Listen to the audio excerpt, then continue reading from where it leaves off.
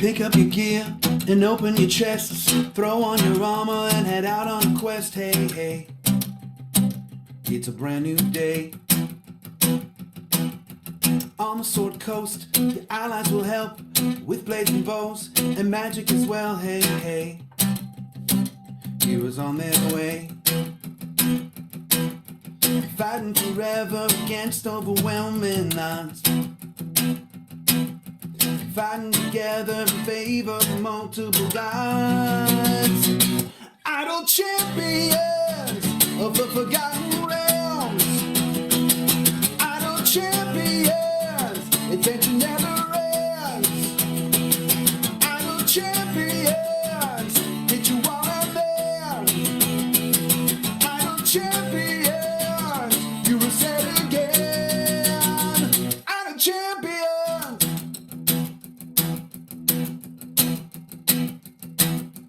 From Waterdeep to Iceland, head out to Chull or Shadowfell, hey, hey. Together we stay. Walk to the monsters, walk to the boss, walk to the right, it's never a loss, hey, hey. Bad guys to slay. Fighting forever against overwhelming odds. Fighting together in favor of multiple gods. Idle champions of the forgotten realms. Idle champions, adventure never ends. Idle champions, did you want them? Idle champions, you will say it again. Idle champions.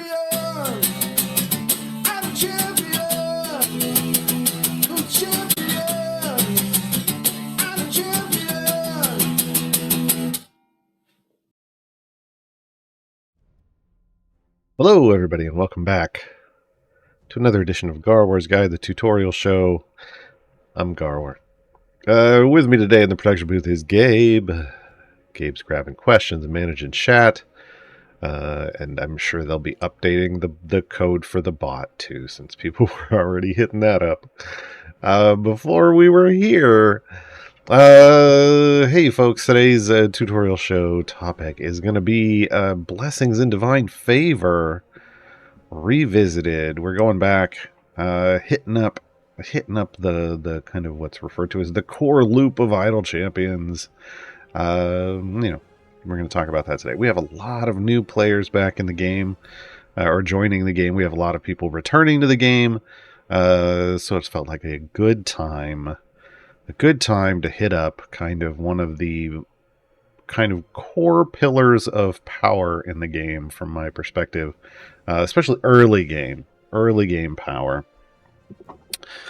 So that's what we're going to do today. If you have questions at any time, hit up, question colon, as you can see down in the white box down below, in chat before your question. That way Gabe can grab them and add them to the document I have over here. Because the way this show works is for the first hour I talk, second hour I answer questions, which I guess is talking. I talk on a topic, but I don't necessarily stop to answer questions. And then the second half, it's all about the questions. It's all about the questions. So please ask questions. It doesn't have to be on Blessings Divine Favor. It can be on anything about the game. In fact, a new champion got announced yesterday. I mean, we knew she was coming. But Lae'zel from Baldur's Gate 3 is coming to Idle Champions on Wednesday. If you're watching this live, Wednesday the 16th of August. So that's awesome. There's a champion spotlight up, and if you want to talk about that, you can ask about that. All right, so away we go. So a lot of people start, we see a lot of questions. You can kind of tell who, like the new players, without them stating they're new players. They'll ask questions like, do I have to level up my champions every single adventure? Because normally, in some like click games, you level them up once and then that's it, and you do that thing, and that's the permanent progress. Is I leveled them up again, hey, and then you over and over and over, more and more progress, right? But that's not how Idle Champions works, right? Idle Champions, you don't every time you start a new adventure, everybody's level 0 again, and you're paying to level them up over and over and over again, because that's not the permanent kind of power and progress that you're getting.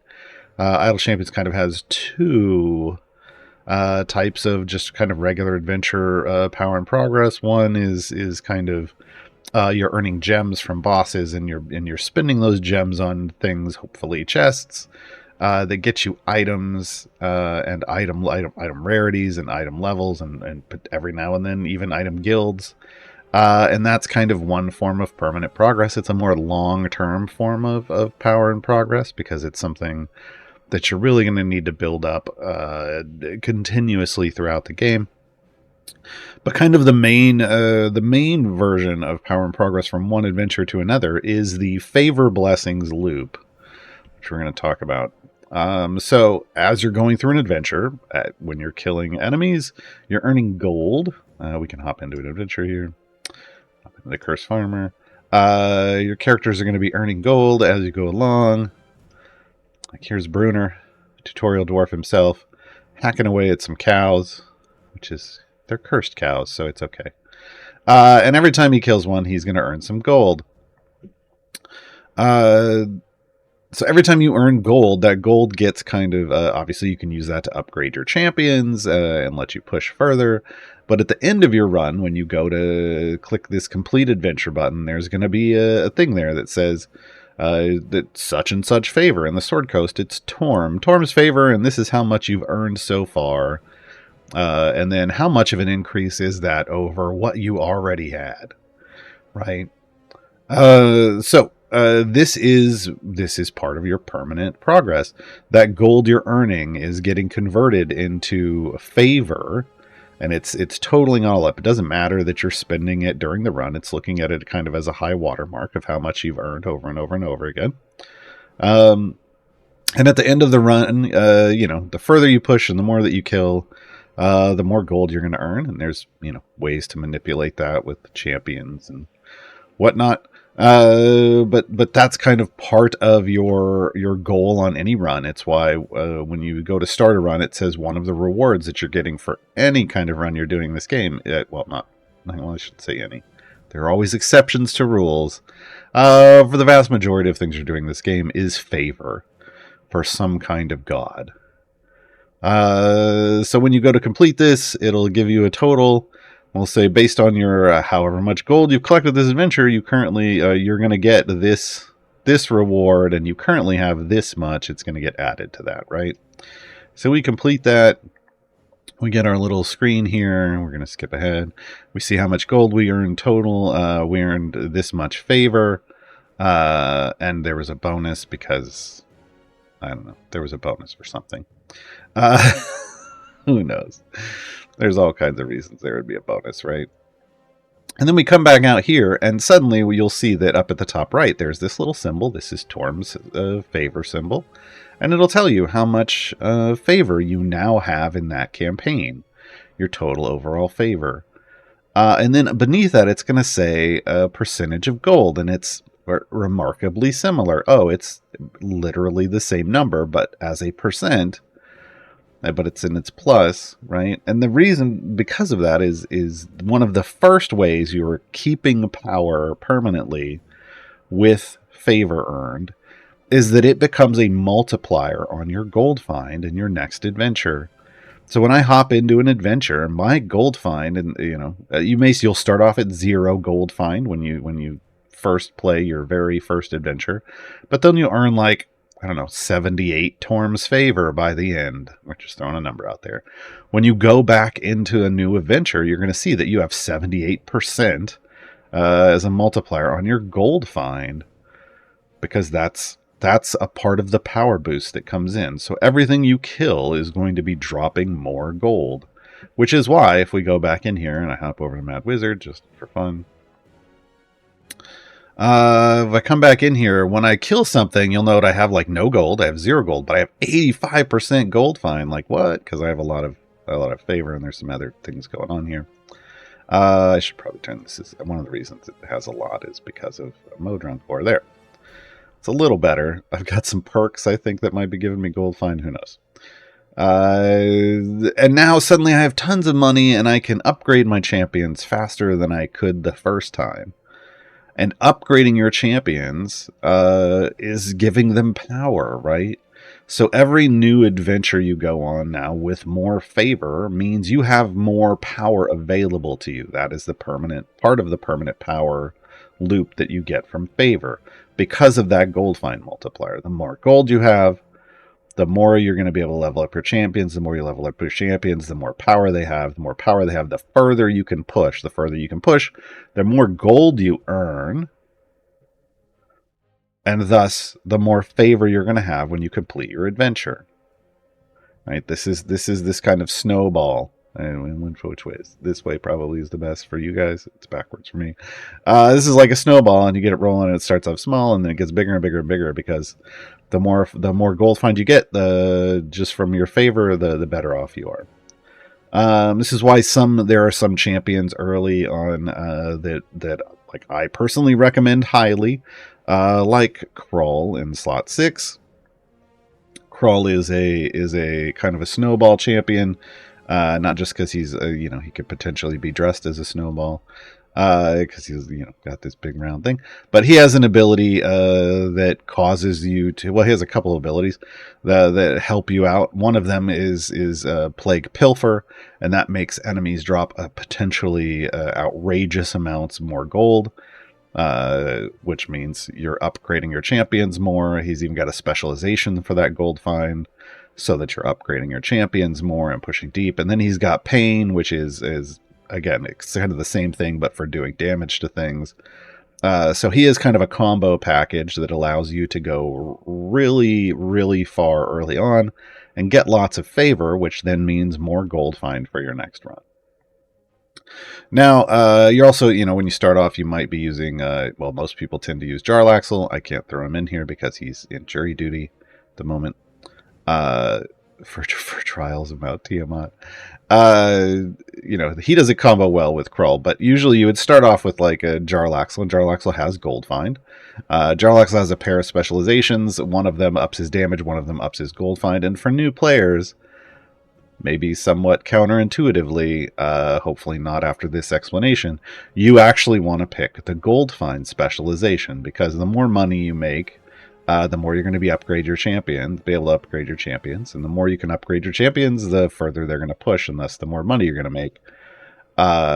So doubling your gold find is actually better than doubling your power, because you're setting yourself on a trajectory, and this is the normal trajectory for gold find, and then you're doing this. You're kind of going, ooh, hey, we're going to go up here. And then that just changes your power curve a lot, right? A lot more than just 100%. So there is some there are some ways, when you're starting out, that gold find is going to be, having some gold find boosts, and your party is going to be better. There is a bit of a trap here we want to warn you about, one you might fall into, and that's trying to just build a party that has lots of gold find. Okay, that's not great. It's not great. Some people think, well, if I just throw in everyone that I have that has gold find, that's going to be better than actually pushing deep. It's not really. Unfortunately, there are situations where you can, when your pushing party also has gold find, that's fantastic.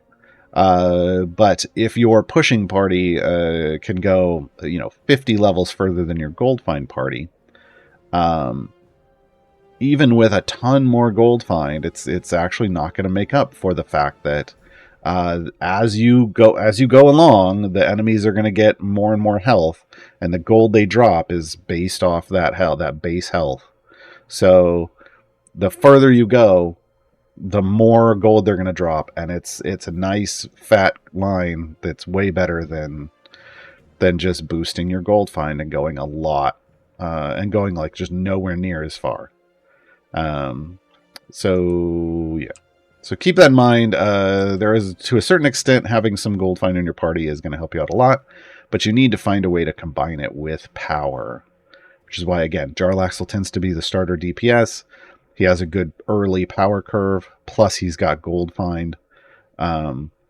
If you were to switch into, like, if you were to pick up Krull early and throw Krull in, Krull doesn't work with Jarlaxle very well because Krull needs time to build up the things that he's doing, and enemies are going to build up on your tanks, and the enemies on your tanks are the ones that are dropping more gold, but Jarlaxle only attacks the ones that are back here. That's not really helpful, so you have to then switch your DPS champion to somebody else, but Krull more than makes up for it in terms of pushing power and gold.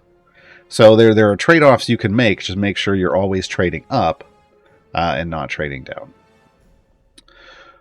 So one of the other things that we can do with our favor, because just upgrading champions is enough. I mean, it could have been enough. I mean, that is, as people know, suddenly you're able to push further and further. Like, I have a bunch of gold find. I mean, we're only on level 4, and because I have a kind of, compared to early game players, I have an outrageous amount of gold find. I can just level Brunner all, like, so far. So far, I'm not quite to the point where I can get them to their highest potential power level at level 1, but it's enough, right?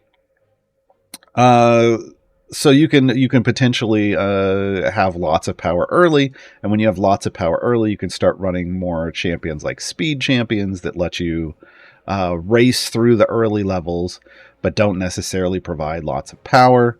So that your runs don't take as long, and you can potentially complete adventures and variants very quickly, and then you can save your deeper runs for those become actual labeled favor runs. So if you've ever talked about people favor farming or doing a deep run for favor, what they're doing at that point, they're in a position in their game where they have enough favor that they can complete most things without needing to really put a super powerful pushing formation in. But every now and then they want to increase their favor, so they'll do a deep run. They'll race through the early levels as fast as they can, then they'll switch to their most powerful pushing formation, and then they'll go as far as they can, even if it takes them a little while. In doing so, they raise their maximum favor amount, which gets tracked over here on the blessings button. You hover over it.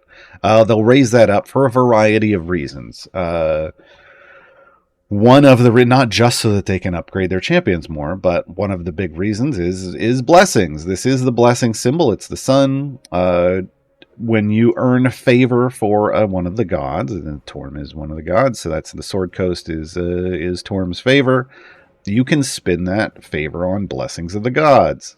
And the blessings do a variety of things, and there's a lot of them.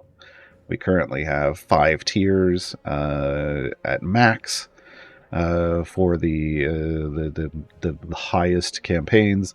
And then the newer, the most established campaigns, newer campaigns, they're still adding tiers too. But each tier of blessings is going to have 4 different things you can upgrade. 3 of them are going to be what are called, they're not labeled very well, but they're what we would refer to as local blessings. Local means they only work in the campaign that they're for. So these 3, if you're looking at a UI that looks like this, these 3 on the left are only functioning in the Grand Tour of the Sword Coast. Whereas the one on the right is a global blessing, and it functions everywhere in the game. Everywhere in the game. Now, in some UIs, it lists these 3, and then it has the 4th one down here at the bottom. So just know that that global blessings are going to have something like this statement here, applies to all campaigns. Or it's just going to be the last one on the list. The PC, this version of the UI, the OG UI, is easier because you just know the ones on the right are the globals and these are the locals. Now, local blessings are going to be more powerful than global because their power is limited to only working in that campaign, whereas the globals are going to be more minor things that can add up and stack up and be helpful to you. But they're not necessarily going to be direct, like as direct powerful bonuses. Each different campaign is going to have different offerings, both for the local bonuses, and for the globals. However, every campaign, the very first, what we call tier 1 blessing, the tier 1 global is pretty much always all champion damage times 2. It has different names, but it's basically just a 2x multiplier to damage. So the first thing you're always getting, regardless of where you're going, is this double damage, and it applies everywhere. Oh wait, Spelljammer decided to be different. Spelljammer, this is actually a triple. This is a 3x. See, I said everyone. Nope, they're getting bigger. So here's the thing. As campaigns come out, they get more and more and more difficult. So I guess we've reached a new difficulty level in Spelljammer, and now it's a 3x multiplier. And they even listed it differently. I don't know, folks. I don't know what to tell you. So yeah, just know that you're going to get just a straight up damage multiplier at tier 1. And again, globals apply everywhere. So if we look at what you're going to get in each campaign, they're going to be a little bit different in terms of the locals, the local blessings, and they're going to try to apply themselves specifically to, hopefully, the best ones apply themselves to what's going on in that campaign.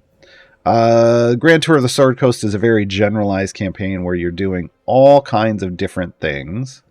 So we don't get super specific through it, but and it's what's called a continuous campaign because they're always going to be adding new adventures to it. We haven't seen any in a while. I hope they return to the Grand Tour, but they've been focused on these other campaigns and fleshing out their storylines. But maybe soon we'll see more Grand Tour stuff. So you're going to see things here like just straight up damage increase per champion. And then underneath it, so it's going to increase the damage of all champions by 50%. And you're like, well, that's not very much. But then you see that you're at 0 of 20. That means you can buy this 20 times. It is an additive increase. So as I'm clicking over here, and the cost is going to go up each time. So it starts off fairly low because, again, this is your starter campaign in favor. As you can see, I'm clicking at the total is up here, right next to extra training. So the more I buy, the more power I'm going to get. And when you get all 20, you get 1,000% extra damage. Yay. Right? Now, again, this is only going to apply in the Sword Coast campaign, but if we went out and looked at my Bruner's now doing 1,000% more damage than he was doing before, because now he has a new blessing that's empowering him. So you're going to see whenever this works, whenever you do this, they're all going to, as you add more of these, they're going to have different totals, depending on what kind it is. Like this one's speedy attack, so it's going to speed people up by 0.05. And when you get the total, everything's going to be additive through here when you're getting them all like this. Also, just a little note: you don't have to just sit here and click over and over again. You can just click and hold on the button, and it will just buy everything you can afford. Now, when you can't afford something, I have this. If you note up here, I have warnings enabled. Yes, please. You want this before you start spending blessings. When you can't afford something, I can't demonstrate this because I can afford everything. A little pop-up box will come up and it says, you're about to spend this much favor. Are you sure? And you want to nope right out of that. This is a fantastic warning. Make sure warnings are enabled. It's warning based off a percentage, so it tries to make sure you're not spending more than a certain percentage of your favor. And it's a very good thing to have enabled. Because again, favor is also your gold find. And there is if you spend too much of your favor, you're not going to be able to get as far as you just went on the prior mission. You'll effectively nerf yourself because even though you're getting some of these blessings aren't necessarily directly related to power. Like increasing the favor earned from resets. Spending your favor here isn't going to get you more power in the current run, but you're going to get more favor going forward, and it's going to help you in the long term. So you have to make sure that you keep this enabled, and And just once that pop-up comes up, hit nope. Try to buy something else, and when everything you click on in the current tier, or even if you test the next tier, has the pop-up, that means you just need to go earn more favor. It's time to earn more favor. All right, so these are the globals are always a single purchase. Yeah. So that's in general. That's how the favor system is going to work. We're going to go through and talk about each of these in turn, so you can see what options are available. There is a reset button up here. Please note that it does say you get divine favor back for a price. It is going to charge you. It's not a lot, but it's best not to do it. I clearly did this today because I went through and I reset all of them so you can see kind of the amounts and stuff, and the costs, but usually not a good idea. You are paying a favor price. It's small. I want to say it's like 1 or 2%. It's a very small amount, but early on, like, it can be hard to gain favor. So, just make sure the primary reason for resetting your blessings is if you didn't have warnings enabled and you spent too much and suddenly you can't go very far at all in your run, right? You want to reset your blessings. You want to enable this and then just buy to that pop-up, and then go back to rocking and rolling through your campaigns. There is an edge case scenario where you get to a certain amount of favor and an event's about to start. It hasn't started yet, but this tier 4 global in Sword Coast, if like your total is just above this number, and it would cost you all your favor to buy this, it would still be worth it if the event hadn't started yet, but was about to, because this triggers and gives you event tokens as long as you own it before the event starts. Now, events start at noon Pacifically on Wednesdays. So as long as you bought it before that, you'd start with 2,500 tokens. Then you could reset and put all your blessings back in place after you got your tokens. Game the system.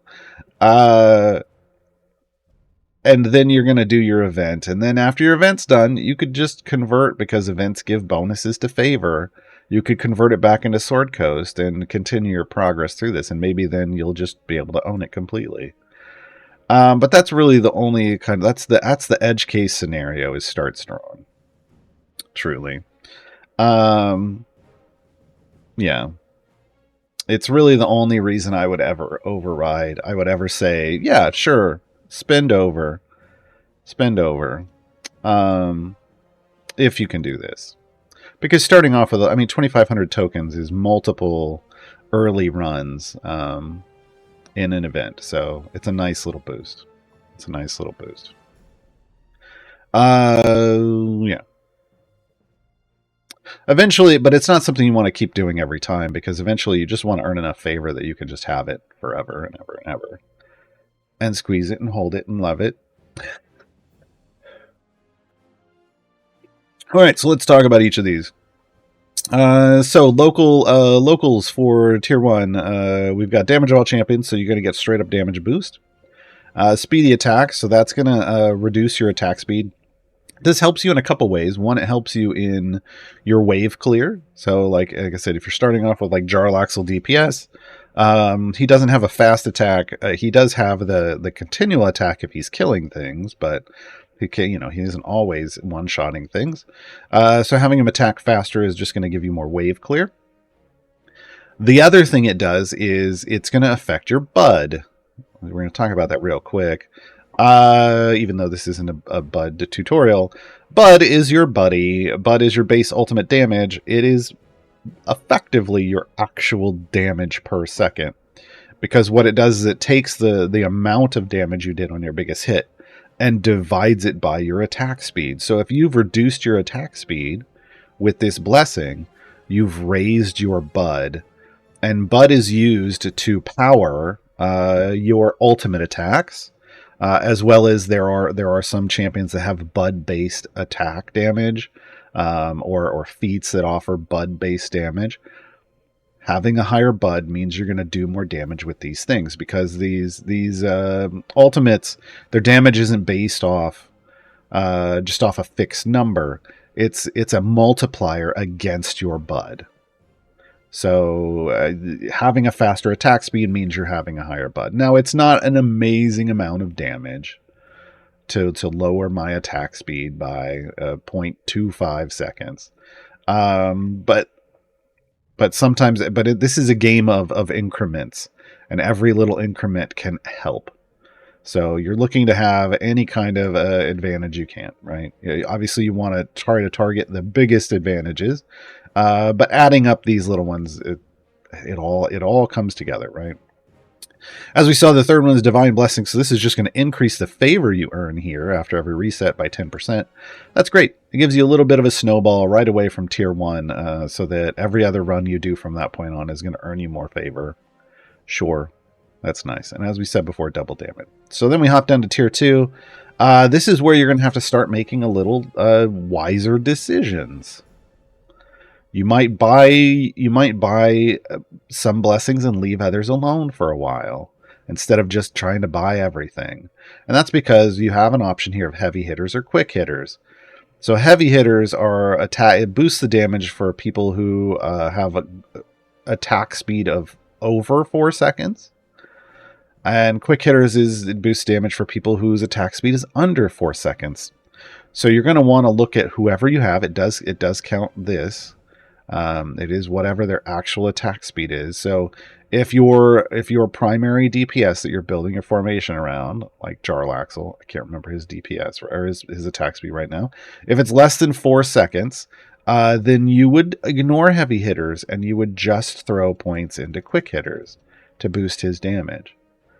Because if he's the only one you're really using as your DPS, he's the one whose damage you want to increase first. Now, eventually, you'll have more than enough favor to just go ahead and max out heavy hitters and be done with it. But when you're at a point where you're only able to buy some of it, ignore one of these and focus on the other based on who you're using all the time as your DPS. Okay? So if it was just a quick hitter, I would do this. I would max this out. Fast recovery decreases all champions' ultimate attack cooldowns. Might be one that you are kind of like, I don't know that I need that one, really. And you might just save up your favor. Like, you might do this damage. You might just save it, because if you're not really hitting your ultimates to push with, then who cares? It does help with, like, Celeste's returning her heal, or full heal, but you might just go all the way into quick hitters and then save up your favor and then pop it for Gem Hunter. Gem Hunter... when you're moving through when you're first starting the game, I highly recommend trying to earn enough favor to get to Gem Hunter before moving to a new campaign. Gem Hunter is a big deal. Getting an extra +1 gem from bosses. It may not sound like it, but if you even if you're only going 50 levels, like if the completion area is 50 levels, that's 10 bosses.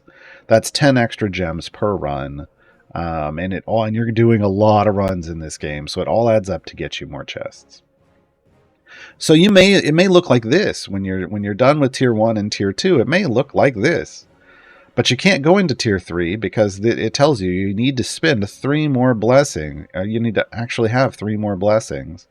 So then you might come up here and do 3 of these, and then you might just start spending down here, because again, you may not care about this or this. Make your own choices, right? Decide how you want to spend your favor, but there are situations where you can be kind of trying to optimize it early on. Early on, when you don't have a ton of favor, it may make sense. So we come down here, we see another, hey, here's more of this damage of all champions, but look, the total is bigger. We get a lot more here. We're going up to 1,500 this time, right? We've got another base attack cooldown, but again, here's another time where you want to pay attention. It does say it only reduces base attack cooldown of champions in the front 2 columns. So if you're still building formations where your DPS is in the second column, or if you're running a tank DPS for some reason, like an Archon or a War Duke, or well, you wouldn't early on. You wouldn't be running a Commodore Crux. Then you could go. Then you can still use this. But if for some reason you're running you've switched up, you've got a bunch of event champions, and your formation has the DPS in the middle column or one of the back two columns, this isn't going to mean anything for you. So why invest in it, right? So be smart. Read what these are. Decide, is this going to help me in my runs or not right now, and choose whether to get it or not. Well geared is going to be about having just increase the damage of champions with 6 pieces of equipment. So have you fully geared your champions yet? I mean, I would hope by tier 3 your DPS has all 6 pieces of gear. If it isn't, why have you not been buying chests? Please go buy chests with your gems. This is your reminder. Chests, like you earn gems in runs. You want to spend those gems on chests. I mean, you can pick up familiars every now and then. That's cool, but chests are power. Please buy chests with your gems. So you could get this, and that one's like 2,000. It's 1,000% again. So you get a nice big bonus of damage there. And then if you're like, I don't really kill distractions. Distractions are like the things that are flying across the screen up here, or the things that pop out of little bushes. If that's not really your thing, if you don't pay attention, there's a distraction right there. Boom. If you're not sitting playing the game and killing those distractions, then this doesn't really mean anything. You don't need to spend that E10 favor there. You can scroll right on down here and look, I filled 2 of these up. I can already go buy in tier 4 again.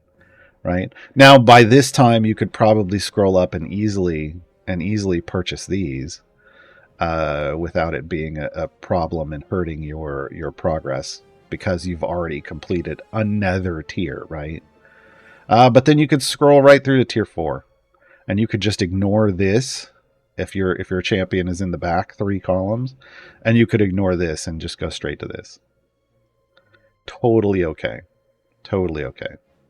You want me to be smart? Yeah, well, make informed decisions, please. It's going to make your game so much better.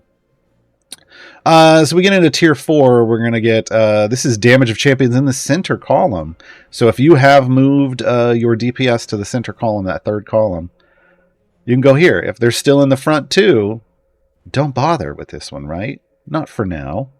Come back later. Here's lead from behind. This is the attack speed in the back 2 columns. Again, if you're in the front 2 or even in the center, this isn't going to do anything. You don't need to buy it. Okay, you can come right down here to increase the damage of all champions by 100%. Also increase Dritz. It's kind of a double dip there for Dritz. If you picked up Dritz by this point, which you should have if you have this many blessings. If you're this far in the blessings, you should have Dritz. You could start running Dritz to DPS. And obviously start strong is cool. But you could, if we're still running front 2 column DPS, we would look more like this, and we would just ignore these, right? And then we could come down to 5. We could come all the way down to 5, and we can get more. Oh, look, more damage? Sure. What's not to like? Look at that, 40 stacks of them, so all the way up to 2,000%. Now, this is cooldowns of champions in the center column. Again, if I'm still running the front 2 columns, don't need this. And then this is increased damage of dwarves, elves, halflings, and humans. If I was using Dritz DPS, he is an elf. Drows are elves. I could run this, and that's great. And if I haven't unlocked patrons yet, I don't need to buy this. And this might be my completed blessings at first. Now, if I've gotten all the way down to here, this is going to be an easy buy. And these might even be easy buys. So, eventually you're going to get enough, and you're just going to max everything out, even if it isn't always functional for you, right? Because you'll have the favor, and you can just buy everything and not worry about it ever again. And that's nice. Okay. So the patron's favor, the tier 5, this increases damage of champions while on patron variants by 100%. Double damage on patron variants. Patron variants are harder than regular variants. They have they start out at a base completion area of 100 more areas. Like Mertz is 100 areas further than whatever the base variant was. Plus you're restricted a little more based off based off the patron's restriction. So having double damage is nice. Is it amazing? No. But it's nice. Again, small increments of power gain. They're all going to stack up. And, you know, when you're at this point and you've had enough favor to just be able to buy all this, which, for the record, is 1.10 E24 to get everything in Sword Coast, that means you're going to need like E25 or higher to buy everything easily without triggering a warning. Once you've got that, you know, you can drop a little bit of favor here, and it's not really a big deal. All right, let's again, we're talking about incremental improvements. Again, the bigger games are the locals. Those local ones are going to help you push further in that campaign, which, and pushing further in the campaign means you're going, you know, further in each area in terms of areas. That means you're going to earn more favor. That means you're going to be able to buy more blessings. This is kind of the loop, right? Now, again, Sword Coast was fairly generalized. We're going to see here in Tomb of Annihilation what Tomb of Annihilation, easiest campaign in the game. Easiest campaign in the game, in large part because its blessings are a huge snowball that allow you to complete things super easily. So just remember, keep in mind, when you're looking at blessings, we're going to go a little faster through these, but when you're looking at blessings, look to see if it's something that's actually helping the way you're building your formation. And if it's not, you don't need to invest in that blessing yet. Eventually you'll want it. You'll want to just knock them out, but wait until you have more, right? So Tomb of Annihilation, when you start Tomb of Annihilation off, every one of its blessings just helps you complete it. It's fantastic. So we see damage of all champions. Yeah, and a lot of it. 40 levels of it. Holy cow. So 2,000% damage. Increase all gold found. Well, that means increase not just your gold to level up your champions, but ultimately your favor. Yes, please. And then decreases the health of all undead monsters. Look, Tomb of Annihilation. Tons of undead. Maybe not right away, but you're going to run into so much undead. So this 75% health reduction makes everything easier. Straight off, double damage. So you can see tier 1 is just like, hi, we're going to help you do this, and we're going to make it real easy. Tier 2, decreasing attack cooldown of champions on the edge of the formation. So what this is telling you, this is our first kind of indicator truly of, hey, it's not just we're going to reduce attack speeds in certain places, because that's hit or miss based off what champions you're using.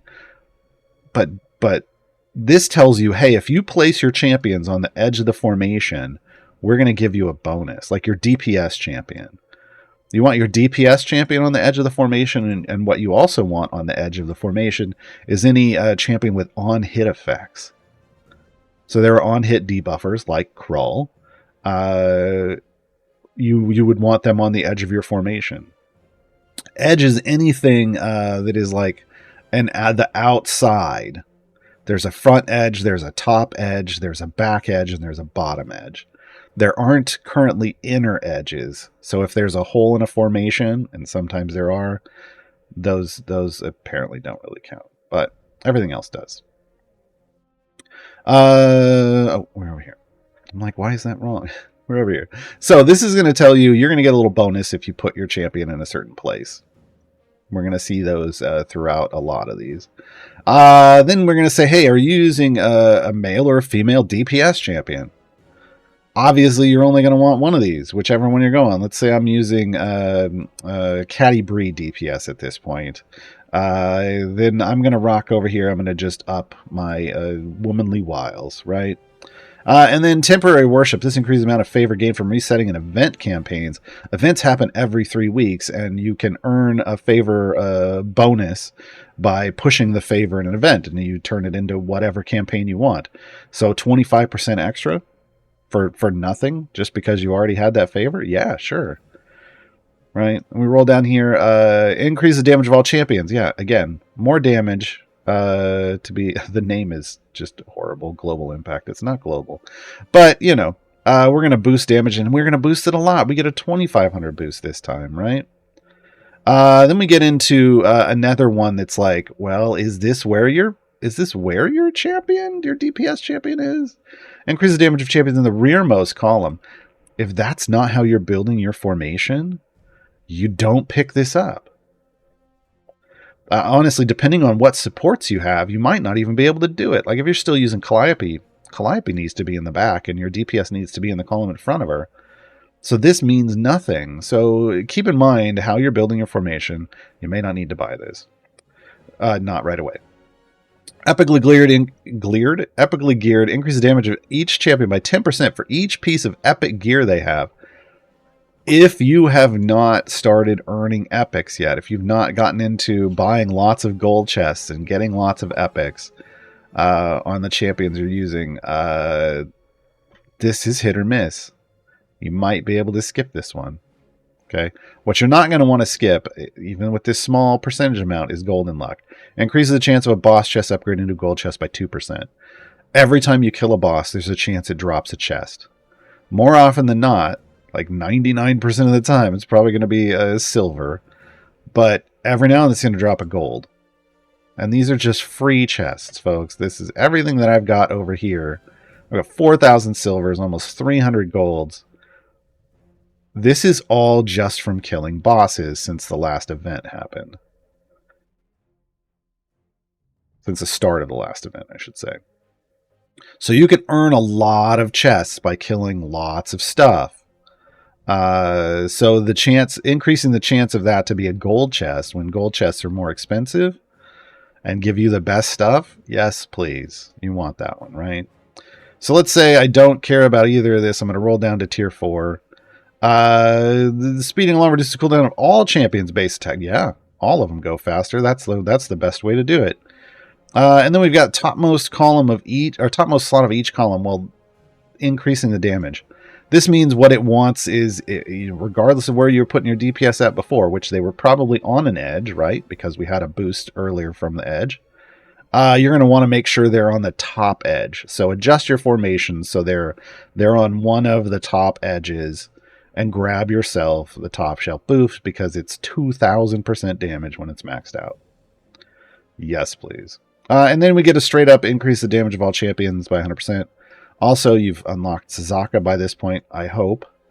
If you want to try her out for DPS, and she actually is a solid DPS, you can also double dip on this. You'll get 1,500% general and 1,500% for her. So for her, it's a 3,000. Well, actually, they're two separate multipliers. So you get a multiplicative boost here. Focus on the core is just to increase the damage of the original 12 champions. If you are not using the original 12, like one of the original 12 champions as your DPS, like if you're not using Jarlaxle anymore, or you're not using oh god, who else? Jarlaxle, Delina, Jamila, and Archon. Or Makos. If you're not using one of those 5 as your DPS champion, you do not need to pick this up right away. Eventually, you'll just do it anyway, but you don't need it right away, so keep that in mind. And then tier 5, again, more straight up damage boosts. Again, so much of this is just giving you damage to clear out everything here, and you're gonna need it for the Valender Shadow Mantle fight. It's the final boss fight. This is increase the damage in the lowest slot of each column, so it's the opposite of that top shelf one. It doesn't matter. You're doing one or the other. This one kind of pointless, honestly, because you were already building for the top. You don't need to pick up the bottom right away. And then Jungle Brawlers increase the damage of Barbarians, Druids, Rangers, and Fighters. If your DPS is one of these, pick it up. If it's not, you don't have to. You don't have to, right? And then turn back time. So again, I mentioned in the Sword Coast there were like two big global blessings that I think are important. One was the boss gems +1, and then the other was that start strong with the event tokens. Turn back time is the biggest kind of boost to your progress early game from a blessing. It's going to give you an extra time gate piece every time you trigger one off killing a boss. So normally you get one every 5 days. This means you're going to get 2. It doubles your time gate progress. And that's super big early on. Super big early on. So you want to make sure you're picking up turn back time. And again, this campaign really snowballs. So in terms of the boosts from the blessings, so there's no reason why you can't just rock all the way through Tomb of Annihilation and max out tier 5 blessings. especially when you're picking up a Zaka. I'm going to go ahead and top these off. Especially when you're picking up a Zaka, there is a manipulative form of gameplay if you want to participate in it, where a Zaka can generate just lots and lots of gold. You may not have the champions for it early on, to be honest. If you've got Krull, then do it. You can do it. But if you don't, you could probably just push super hard with your strongest champions and max out tier 5 blessings, no problem. In fact, I've done that on new player accounts in the recent past. So, all right, we're gonna hop through these a little quicker. Let's look. We have some questions coming in. That's good. So we hop down to Waterdeep Dragon Heist. Now, I do recommend doing campaigns somewhat in order.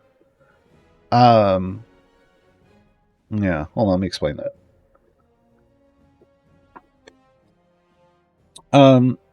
So I know it might be really tempting to just, because of this whole blessing system, to just try to push all the way through the Sword Coast and do all the Sword Coast stuff, including the Vecna arc, before you go anywhere else. Because you're like, I'm working on my favor, and I'm boosting my favor, and I'm getting my blessings, and that's great. But please keep in mind this little hopefully helpful tip. This campaign was released, and its content was kind of partially balanced based off the also additional release and progress of all of these other campaigns. So you would kind of push through Sword Coast for a bit, and then they released Tomb stuff, and then you'd go do the Tomb stuff, and then you do more Sword Coast, and then more Waterdeep, and then more Sword Coast, and then Avernus, and more. You get the idea. So you don't really necessarily want to do all of the Sword Coast before bouncing over to one of these other campaigns. In fact, I highly recommend just trying to push down through here to Underdeep Cartography and pick up Dritz to Erden, and maybe do some more of these base adventures if you want, just to get enough favor to get that tier 2 +1 gem blessing. Because then you'll have 2 global blessings from Sword Coast, the double damage and more gems, which are great. Damage is going to help you clear stuff. The gems is going to get you more gear, which is going to help you clear stuff, right? And then bounce to Tomb of Annihilation. And then at this point, as you're bouncing between these different ones, rock the whole storyline out. Start off Ring of Regeneration, do the storyline stuff. That's these top level adventures, all the way through to the Lost Love. Get yourself a good chunk of favor, get yourself a lot of blessings, and then try to unlock the evergreen champions in here, like Azaka's Procession Part 1 and 2 are right here. And then Dragon Baits is all the way down here. Asura's Resolve, it's super difficult. So getting a lot of favor and getting all of the blessings will let you unlock those evergreen champions and use them in further adventures. But you're also going to get all those blessings. And then what happens is if you hop back to the Sword Coast and do some more stuff, like push through Barovia, the Mists of Ravenloft, over here and complete the Barovia map, that's fantastic because you'll have those global blessings from Tomb helping you, right? And then you want to bounce to Waterdeep. And then you might come back and do some more Sword Coast and then down to Baldur's Gate, right? Because these are kind of all balanced to kind of hit in and out of the Sword Coast and into these other storylines. But once you're into one of these storylines, one of these extras, anything from Tomb and beyond, these are temporary campaign. Well, not temporary. That's the wrong term. These are limited story campaigns. They're telling a story down to Altar Deep, and then it's done. Once it's got 3 variants for every adventure, no more content's coming to that campaign. Tomb is done. Waterdeep is done. They're still trying to finish out Baldur's Gate and beyond. So when you hop into these, you can do these down to the story. You can grab the favor, and doing each one is going to help you push everywhere else because of the global blessing, right? So keep that in mind. Don't just try to push your way all the way through the Sword Coast, or you may have a rough time because some of it is kind of based on the idea that you would have gotten stuff from some of these others. All right, so Waterdeep. Waterdeep's going to be a little bit different. So they've got some stuff they introduce, like bonuses if you're outdoors. A lot of stuff is outdoors. This one's hit or miss on any given adventure. but it is, start off fairly inexpensive.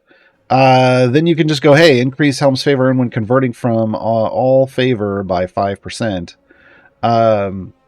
Sure. I think this is from what it means by from all favor. It means if you're converting in from a time gate or an event, or later on from a trial of Mount Tiamat, or from a season. We now have 4 different ways to earn extra favor for campaigns. You're going to get a boost.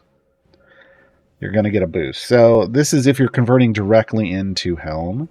And then this is the damage one. So right off of the bat, you're gonna want maybe this top one and this one, and then you could do this one next. Again, you've got a double damage here. Down here, they've got a rather unique one. It's about the number of unique races in the formation. Again, kind of could be hit or miss. This is base damage of rogues, bards, and wizards. If your primary DPS is not one of these, you do not have to pick this up. But if it is, you're gonna wanna, right? Like if you're playing around with who's it good? Oh, Birdsong, and you've got that bard DPS going on. Sure, rock it out, right? And then the best defenses increases the base damage of ultimate attacks. Well, again, if you're not using ultimate attacks to do damage, you might skip this one, right? You might skip it. But deep pockets you want to pick up, even though it is just humanoid enemies. Humanoid is a large tag. That's the top level tag, and it includes everything from elves to dwarves to technically, well, I want to say Fae sometimes count as a humanoid as well, but maybe not. But, any of the races usually you're seeing you're going to get more gold from. Sure, right? Grab that. But as you can see, this one doesn't quite snowball as much as Tomb of Annihilation does, right? It has some very hit or miss bonuses. So it's going to be your favor. You're investing it in different ways. You're going to get bonuses. They might not be as big. It's going to be a little harder to push through. I'm going to need to buy something because I don't have enough to unlock that other tier. I'm just going to max these out as we go from now on. Despite what I say about picking and choosing. Increase the damage of all champions by 5% for each unique class in the formation. So we just saw unique race. Now they're going unique class. Again, that could be hit or miss based off the way you're building your formation. This is the base damage champions in the middle columns. So this is telling you want your DPS in the middle columns. Absolutely want them in your middle columns to get the most damage. And it's a 2,000% bonus. So, yeah. And then again, you've got ultimate attack cooldowns. So ultimate attack damage, ultimate attack cooldowns. They love the ultimates here for some reason. Sure. Slow and steady increases the damage of all champions by 2% for every piece of equipment of epic rarity multiplicatively. I'm going to stop here because this is a big one, but it is a long-term project. This isn't just about the champions in your formation. This is about all of your champions. All of them. So 2% may seem small, but remember, every champion's got 6 pieces of gear, and there are currently 122 champions in the game. So, I can't do that math in my head on stream. 732 pieces of gear that could potentially be epic, and a new champion rolls out on average every 3 weeks with 6 more pieces of gear. So that's effectively the 2% to the 732nd power. It's a big deal. Multiplicative bonuses are the best bonuses. This adds up to be a very big deal, but it means it's a very long hunt to get full epic on everyone, all right? But this is going to be something you want to pick up. If when you get here you don't have a lot of epics, like you only have a handful, maybe don't spend it right away. But hopefully by the time you're here, you're working on buying lots and lots of gold chests all the time and trying to get all of your core 12 champions, those starter champions, to full epic. If you are on that progress, if you have been doing that, invest in this. The boost is going to be worth it, and it's just going to get better as you continue to buy those, or to work on your epic hunting. All right, tier 4, we get 5% damage for each unique alignment in the formation. They're really going off of these, trying to be in Waterdeep being a very diverse city, try to build a very diverse formation. Then they're going to damage druids, rangers, sorcerers, warlocks. So again, if your DPS isn't one of these, you don't have to pick up comfortable in the park. And then the last one, recruit Olcoria. It's that straight up damage of all champions boost 100%. Don't worry about Olcoria doing more damage. She's not a DPS. I really wish they would change these to something else for support champions. And then familiar faces increase the damage of all champions by 2%. Again, multiplicatively for every champion owned. Yeah, pick that up. Because there's no reason for you not to. Again, multiplicative bonuses are great. Now there's 122. Obviously not as strong as slow and steady can get. 732. But you know what? More multiplicative bonuses? Yes, please. Yes, please. And then the final tier for Waterdeep, we've got straight up damage for female champions. So again, if you're using a male DPS, not really going to help you that much. So you could ignore it. Comfortable in the Field of Triumph, damage of artificers, clerics, paladins, fighters, and monks. Again, look at who your DPS is. You might be able to ignore it early on. And then more damage of champions in outdoor areas. They're just doubling down. Right, and then splitting the party. So splitting the party has to do with getting yourself multiple background parties, which is based on having multiple champions in every slot. You can have up to 3 background parties, so 4 total parties.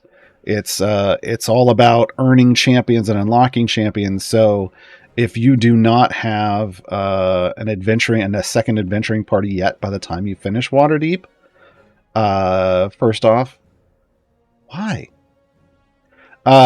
Second, go do that. But if you only have like 2, if it's just your 2 parties, you may not really need to invest in this.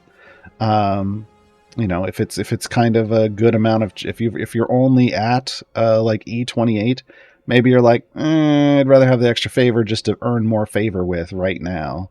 And then when you get over E30, then you can just go ding, right? Max, oh, I forgot to do this over here. Max for Kellenvor, 1.41 E27. So you're going to have to get into the E28s to be able to buy everything without a warning. Waterdeep, 802 E27, so you're going to have to get more like E29 to buy everything without a warning. All right, let's go talk about Tiamat. So this is the Baldur's Gate. And this one's super important because you may have unlocked some patrons along the way to getting to Baldur's Gate. Like you might have unlocked Mert, you maybe even had unlocked Vajra. And you may have found like, wow, patron influence is real not great to earn and stuff. Oof, is this a big grind? Well, before you get to Baldur's Gate, yes. But Baldur's Gate has like 5 variants in it that are very straightforward to do and have very high completion zones and will earn you lots of influence and currency. So I tend to recommend not grinding patrons and not even going hard on them until you get to Baldur's Gate. And then you only have to do like 5 for each of them. And you can have a lot of perks, which is power, and a lot of currency to buy stuff with. And the way you're going to be able to do that is getting favor and turning them into blessings. But the totals you're going to see here, the values you're going to see here, are a lot higher than these prior campaigns. Because Descent into Avernus is effectively the first of the hard campaigns, or what were deemed hard now. We may be getting to the point where these might be considered medium campaigns, and the current ones are hard. But you're going to need, one of the reasons for that is it's harder to kill everything, it's harder to push deep, there's much higher completion zones, but also the blessings cost a lot more. So if we scroll down here and we look at the bottom, the tier 5 blessing is E42 just for the global. Just for the global. So you're going to have a lot of power to be able to push through and earn lots of favor here. And you're going to need more than just favor and blessings to do it. At this point, you're going to need patrons and their perks. You're going to need your Modron core and its nodes. You're going to have been working on your gear for your champions and powering that up. You're going to need all three of those things to get high levels of blessings here. Okay. So let's look at these. We get damage of all champions. Yeah. Increase the damage, huddle forms, increase damage of champions adjacent to the hole and the descent to formation by 50%. There is a gap in the middle of the formation, and you have a ring of champions around that. And if you level this up, you get a buff there. Yes, folks, that makes it a buff hole. So there's 100%, and that is roughly where you're putting your DPS anyway. So you're gonna wanna pick that one up. And then all the damage of all champions by 5% for each unique alignment. Again, that one could be hit or miss. Check out your alignments. It's a very small bonus, so you can skip this one if you don't care. It does stack multiplicatively, but least important at this tier. Double damage as always. Well, not as always, but damage bonus as always. This new we're getting a reduce all base attack cooldown, sure. But then there is increase the damage of evil champions. If that is not what your primary DPS is, skip it. Because you can just come down here and get all champs damage, right? And then this is, they're expecting you to be doing patron stuff by this point. So this is going to increase the amount of patron currency gained from free plays by 10%. You would do patron free plays for patron challenges. If you're not into doing lots of patron challenges yet, you can skip that. Okay, again, being conservative with your favor spending here is important because you're going to need as much as you can for, I got like E90. You need as much as you can to earn more here, right? Burning Skies increase the damage of all champions. If the area is hellish, guess what? You're in hell. Pretty straightforward. Increase the damage of good champions. If your primary DPS isn't good, you don't need this. Because it could be not evil nor good. It could be neutral. You could have a neutral primary DPS. In which case you don't need either of those blessings. And then New Blood. Increase the damage of all champions by 5% for every event champion in the formation multiplicatively. If you're still using a lot of those starter champions, then you wouldn't go with New Blood. But by this time, they expect you to have transitioned into event champions. In which case, yeah, grab that. Veterans of Avernus increase the damage of all champions by 10% for every adventure and variant completed.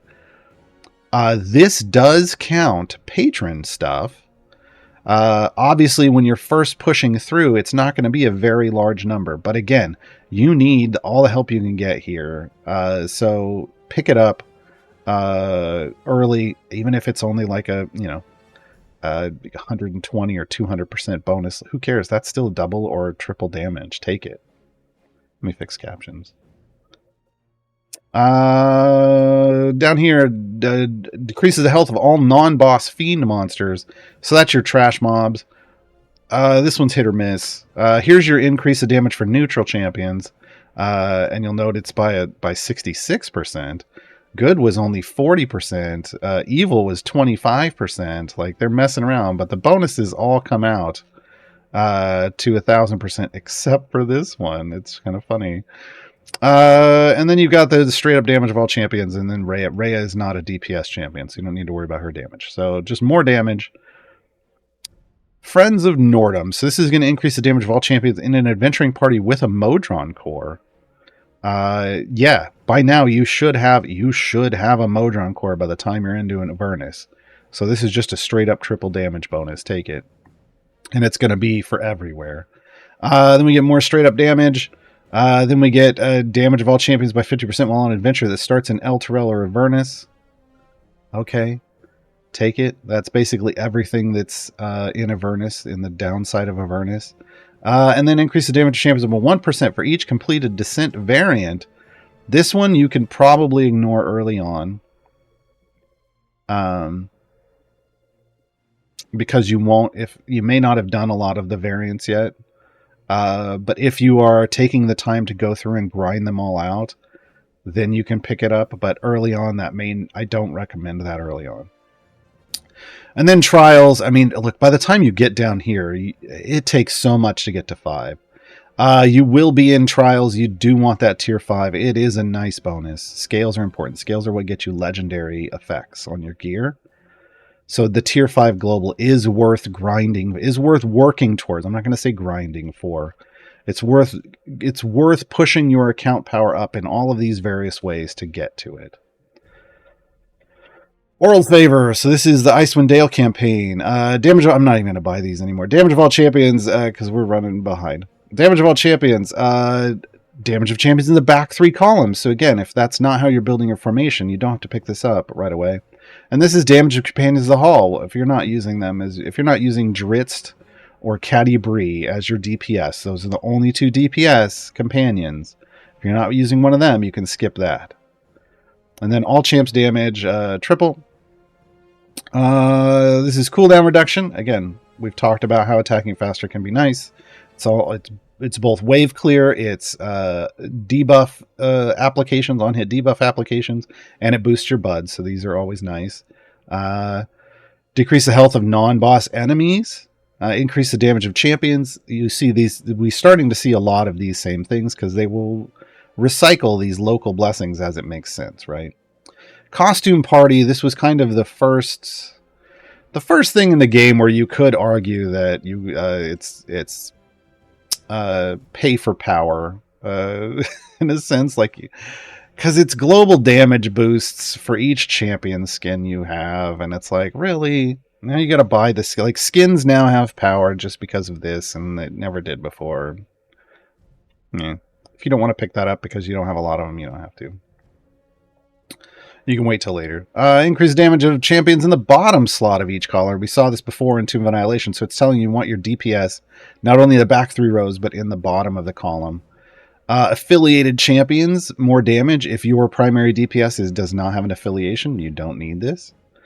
Follow Light, this is champions in underground areas. There are going to be underground areas, so it's kind of a hit or miss. You don't have any control over it in an adventure, but it could be a boost. Gem Hunter again. Yes, yes, yes. Yes, yes, yes. By this point in your progress, gem farming is, if it hasn't been a thing that you were doing already, should probably become a thing that you're doing a lot of, and this is going to give you another +1 gem drop for all bosses. Remember, gems are power. Even at the top end of the game, gems are things that people hunt and farm millions of just for the power gains. We get more damage of all champions. We get damage of champions while under the effect of the rhyme. So there will be an icon that says that, like you're under the frost stuff, and then there's a boost. And then the straight up damage of all champions with Xeraphon. Again, Xeraphon's a support champion. You don't need to worry about their damage, but another damage champion boost. And then increase the damage of event champions. So this is going to help you if your DPS is an event champion. 5x boost is a solid boost. And more often than not, event champions are the best DPS champions in the game. There are a couple exceptions that are solid, like Ashara, and now Dritz actually is pretty solid. Commodore Crux is putting out some solid numbers for me too. So there are a couple exceptions, but more often than not, this is going to be a solid pickup. They wait until they get to tier 5 to give you a favor boost. Those trolls. How dare they wait that long? This really should have been way earlier. This is increased damage of champions with a magic attack. So if you have a magic base DPS champion, or magic DPS champion, then that's the only way that's going to matter. Again, locally for oral stuff, for Icewind Dale. And then increase the damage of champions with a less than 5-second attack cooldown. We've seen that before, right? So that was the heavy hitters, weak hitters. So there you go. Potent Potions is solid, folks. It increases the effect of basic potion buffs by 25%. Basic potion buffs are these. It's these white through purple ones. It's not going to do these, but it's all of these. So having them be 25% stronger. Yeah, okay. So really good tier 5 there. Coralon is the last of the ones that we have 5 tiers of. So this is Wild Beyond the Witchlight. Damage of all champions. Damage in the front and back column of the formation. That's odd. So you might not want this early on. because that may not be at all where you're placing your DPS champions. And then increase damage of all champions by 5% for each unique alignment. Again, they're bringing that back, right? They're bringing Mixie back. Increase damage of druids, rangers, and barbarians. Again, check your primary DPS. Base attack cooldown of melee champions. Getting real specific here. Increase the damage of all champions without an affiliation. Right? Global damage plus 20% for each familiar unlock. So this one's like the skin game, right? If you don't have a ton of familiars, If you've got a lot of familiars already, then pick it up. But if you don't, you might wait until you've got more favor. Damage of elves, gnomes, and Harengon. Damage of champions in seats 7 through 12. They're talking about these bench seats down here, folks. So that means, 12, 11, 10, 9, 8, 7. So Caddy Brian onward. If that's who your DPS champion is, you can pick up late bloomers. And then this one reduces area quest requirements during patron variants or patron free plays. This is a speed effect blessing, and that's fantastic. By this point, you should have every patron and be doing patron stuff on the regular. So yes, but this is only going to be in Wild Beyond the Witchlight, but who cares? Yes. Speed effects. Cut the Prophets. This gets you more gold off boss enemies, which is like, it's nice, but it's not that nice. Increases down to your tier 4, increases damage of all champions by 10% for each magic attacking champion in the formation. So if you are building a formation that has lots of magic attack champions, in which case you might have Alcoria in your formation helping to boost them, then this is going to boost that as well. This increases the base health of all champions. Yes, please. Because you're going to have to go real far in some of these adventures, and having extra health is going to help you a lot. Your tanks start taking tons of damage, and healing is not great in this game. So stack that health. And then the Recruit Blushi, you see this one for the Evergreens and all campaigns. Blushi's not DPS, so you're just getting the straight up damage of all champions boost here. And then Reliable Friends, the tier 4 global, increases the damage of the non-core Evergreen champions. So the non-core, that's your starting 12, Brunar through Archon. Evergreens are ones like Hitch and Nerds, and then Dritz and Blushi here. The ones you unlock in campaigns or outside of events. That's what they're talking about. So if you're not using like Dritz DPS or Crux DPS, then you don't have to pick that up.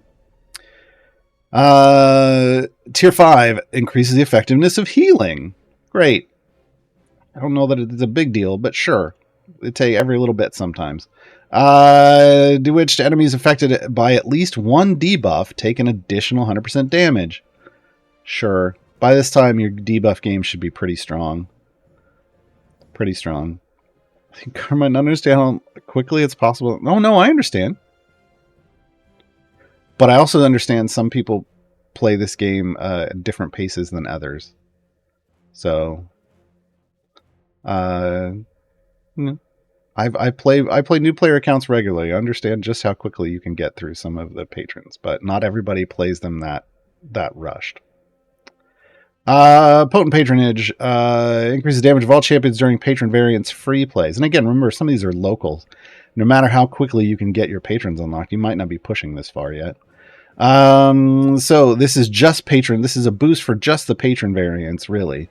Free plays you don't really care about doing more damage about, but this is going to help you do some of these patron free plays in Wild Beyond the Witchblight. Let me tell you, these are real hard. You have to go over area 1,000 for some of these, so this is going to matter. This is going to matter. Perfectly Seasoned. This increases damage of all champions by 400% for 24 hours after you complete any season quest. So while a season is active, you get a 5x damage boost. That's what that means. Because you'll be doing dailies every day. Literally every day. They're called dailies for a reason. So you basically have a constant 5x damage boost during seasons. But in between seasons, you're losing that boost. And finally, Celestian Favor. There's only 3 tiers of it because this campaign is not... the storyline isn't fully fleshed out yet. So Tier 1 for Light of Xerixis. It's damage based on each unique race, class, and alignment. They've mixed them all together, but instead of multiplicative, it's additive. You get damage for the rear 2 columns, and you can increase the damage of chaotic champions. So again, take a look. Some of these, some of these are better than others depending on how you're building your formations. Tier 2, wizards, sorcerers, warlocks, clerics, and druids. If your DPS isn't one of those, you can ignore this one. And then increase the damage of champions adjacent to formation slots occupied by an escort. There is an escort sitting in every adventure. It's right in the middle, so I forget about this one constantly when I'm building my formation. So just know you do want your DPS adjacent to that escort. I forget about that all the time. I got to remind myself now. And then this increases the overwhelm point of all champions by 1, but it stacks up to 5 times. This is for your tanks. This keeps your tanks alive. Overwhelm is a nice little boost for tanks. Tier 2, the amazing feat, global damage plus 5% additive for each feat unlocked. By this point in the game, you should have unlocked a lot. Maybe not as many as me, maybe more than me. I don't know. So it can be a pretty big bonus. Even additively, I'm over 5,000% bonus. That's nice. That's real nice, actually.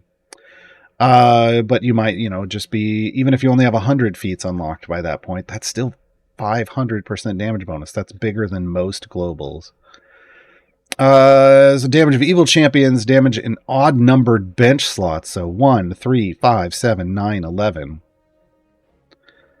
And then reduces area quest requirements in free plays. So this is going to let you do free plays faster. And why would you be doing free plays here? Favor runs. So it's going to let you do a favor run faster. Also, if you're doing patron stuff, like patron challenges, you'll do those faster. If you're trying to gem farm here, it would let you, it's kind of encouraging you to do that maybe here too. And then Wibbly Wobbly Timey Gatey. Best name so far. Increases all favor earned when converting from Maestro favor by 50%. So this just means when you're converting anywhere from a time gate, it's trying to give you a nice little bonus. Because time gates have like a 2.5% conversion value per order of magnitude of favor you earn in them. Which the easy way to say is if you hit E10 favor in a time gate, you're getting a 25% bonus to some campaign. This is going to then give you 50% on top of that multiplicatively. So it wouldn't give you then 75% bonus. It would give you 37.5%, right? So you're getting a little more for your effort with this. And that's it, folks. That's currently all of the blessings in the game. There are other places where you earn favor, like time gates, the aforementioned time gates, but those convert into campaigns. So do events. Events convert into campaigns. There's no blessings for those. Same with Trials of Mount Tiamat. And the same for seasons. You earn favor, but they're just multipliers into regular campaigns. So regular campaigns are where you get the blessings. Favor that you earn anywhere is going to be a permanent boost because it's going to all of those. And keep in mind, while some of these, I didn't do the totals for the final ones because I didn't buy all these. I'll buy them while we're listening to the song at the break, and we'll go over those right after the break. You want to keep earning favor even after, like you can see, I'm in this anywhere from the 70s to the 60s to the 90s. Oh no, yeah, 60s to the 90s. My Cornelons is in this E65. Everything else is a temporary thing that's lower than that. You want to keep earning lots of favor because legendary effects exist. So this is a way that this kind of favor system continues to apply into the ultra late game. Is you craft legendary items in the forge, and when you go to upgrade these items, it costs favor from a randomly assigned campaign, and it costs an order of magnitude of it, so EO1 every time you go to upgrade. And there's also a gating system. The higher you want to upgrade, because you can go all the way from level 1 to 20. The higher you want to upgrade it, the more favor you have to have in that campaign before you can even spend to upgrade. So they're trying to get you to push deeper and deeper and deeper and then use that favor to give yourself more power. All right. Wow, this took longer than I usually do. I don't usually go over every single blessing in the game. So we're going to have about a half an hour for questions, folks. Yeah, I went long. Half an hour for questions. We've got about a dozen stacked up, so I'll get to those right after the break. The song we're listening to is Bahamut. Bahamut's favor is the favor, you can see down there, that you earn from doing Trials of Mount Tiamat. Enjoy.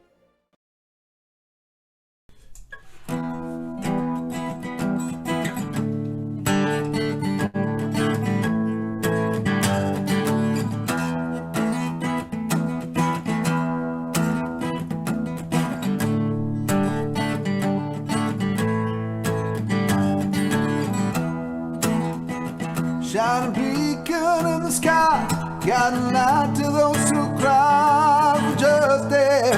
On phantom wings they fly. Their scales will form a shield, blade of mercy they will wield, unwavering till evildoers yield. Facing tyranny and greed, standing for the making free. From before the world was new, the platinum dragon flew. Here's the love of the north wind, angel of the seven heavens, king of the dragon. Bahama will fight injustice. Let's show him that he can trust us.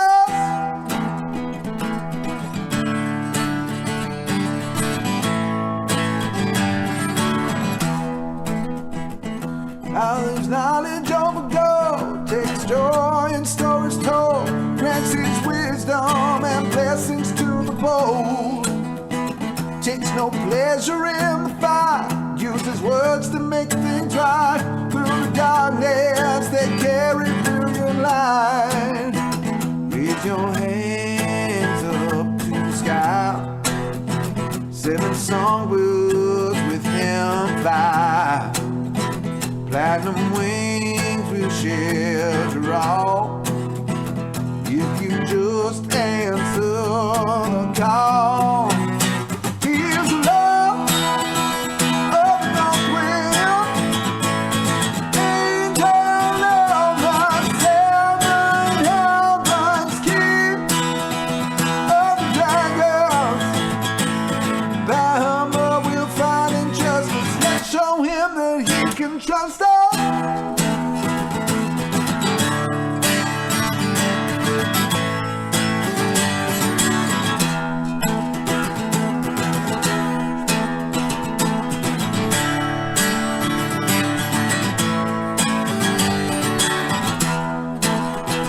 Here's the love of the north wind, angel of the seven heavens, king of the dragons. Bahama will fight injustice. Let's show him that he can trust his weakness. He's enlightened justice. Join our ranks and stand amongst us.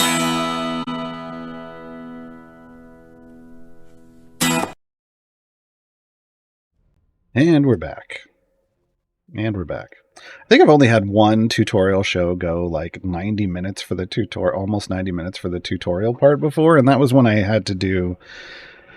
did like a year recap, and we talked about like all 18 champions that came out that year in one go instead of breaking them up like we do now into 4 separate shows. Oof. So you can say you were here when, I guess. All right, folks, I'm going to go through here real quick, just so you know, you can see kind of, again, the amount of favor that you need to max out your blessings can kind of help you determine how hard the campaign is. Torm's favor, pretty straightforward, E24. Kelemvor's E27. Again, Helm's E27, so this is Waterdeep.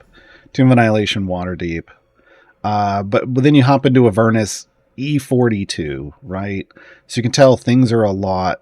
It's going to be a lot harder to get access to that power here, but you should have a lot more power by the time you get here. If not, time to start working on that. because favor is just one of the pillars of power in the game. There are a lot of others. Oral, once you get E49 effectively, because this is 9E48. So yeah, even harder. Coralon's favor 5E48. Oddly dipped down a little bit easier to get that max. And we don't have a completed Celestians tier 5 yet, but just to point out, we're 3 tiers in, it's already E33. So with that kind of progress, we might see E50s, somewhere in the E50s by the time Celestians is done. So each one, ramps up in difficulty, not only to complete adventures, but to actually get all the blessings as well. All right, I'm going to hit up the questions. We'll try to hit the ones that are somewhat related first. Guyland 2023, once you get a champion, all upgrades, do extra levels help at all? So yeah, I mean, since favor is a function of gold find and you're kind of powering up and earning more gold, there is a point where there's a circle and a line through it down here and you can't get any more upgrades. You'll have gotten everything that's a major upgrade, right? Once you reach that point, you would have to then do what we call unlock this. If this is set to this, you put it on a number, and then you can kind of over level your champions. Every extra level is a little more damage. So over leveling a champion primarily only matters for your primary DPS. One kind of I don't want to say this, kind of grandfathered in thing that leveling up does from a build from the early days of Idle Champions, is it will also give you a little bit of a heal. It will also heal your champion a little bit, because in the early days, every level used to raise your health total. It doesn't do that anymore. So if you're on a variant, if you're fighting a boss like, Valindra Shadow Mantle trying to unlock Dragon Bait, you could turn this to level 1, and as your squishies start taking damage, if they're not getting healed quick enough, you could level them just one level at a time and burst them some health. Not recommend. You're going to run out of gold real quick doing that. So it's not necessarily recommended. But if you're trying to get by the skin of your teeth, you've done everything you could think of, and then there's another trick for you. But generally it's just something that you would overlevel on your DPS. You would just overlevel your DPS. It's not going to be a ton unless you can put thousands of extra levels in them. It's not going to be a ton of extra bonus, but yeah. That is true, Shevik. Nova, the tank Nova over here. Nova does, there are, for a certain number of adjacent spaces or columns, she's looking, I think it's adjacencies. She's going to count how many levels a champion has, and boost based off of it. But she only counts, I think, up to 1,000 levels over. So there is a limit to what she's going to count for over leveling. So having more favor is going to give you a little more power for Nova as well. And then, as we know, feat slots, there's 4 of them. The first 3 are within the current soft cap range. The 4th one, you do have to unlock your leveling off of just upgrade into this and over level to get there. But eventually they're going to raise the soft cap, and it will be inside the soft cap again. That's just kind of how soft caps work. Jorathonis asked, does Kroll build up stacks used in Azaka gold farming? Yes, that's why I said, if you've got... Once you first unlock Azaka, you don't necessarily need to start trying to do Azaka farming. There's guides out there for that. You can watch it. It hasn't really changed much, even though some of the champions have. The general idea of it is the same. But Krull is one of those champions that really, because of his multipliers with Pilfer stacks, he's one that really maximizes your Azaka gold farming. If you're not using Krull for Azaka gold farming, you're leaving a lot on the table. So, yeah. He's kind of, I would say, the core component of that nowadays. Let's let's see what else here. Mayhem Disaster. What campaign blessings help speed best when you're trying to clear levels fast for leveling up Modron cores? Again, there's only one speed blessing in the game, and it was over here, wasn't it? Oh no. Which one was it in? It was here. Maybe? No. Crap. We were looking at it. It's the one that reduced the area requirements. Oh no. Oh no. Oh! Celestian. Reduces area quest requirements in free plays. That's really kind of the only speed blessing that we've seen so far. Again, if you're... Yeah. So, there's an argument that, you could come over here and get that free quest requirement reduction by doing Xerxes free plays. So to speed level your Modron core. But if, that only really works if you've gotten all the way there yet. Did Witchlight have one too? I thought they did, but... Oh, no, it's Coralons. Hold on.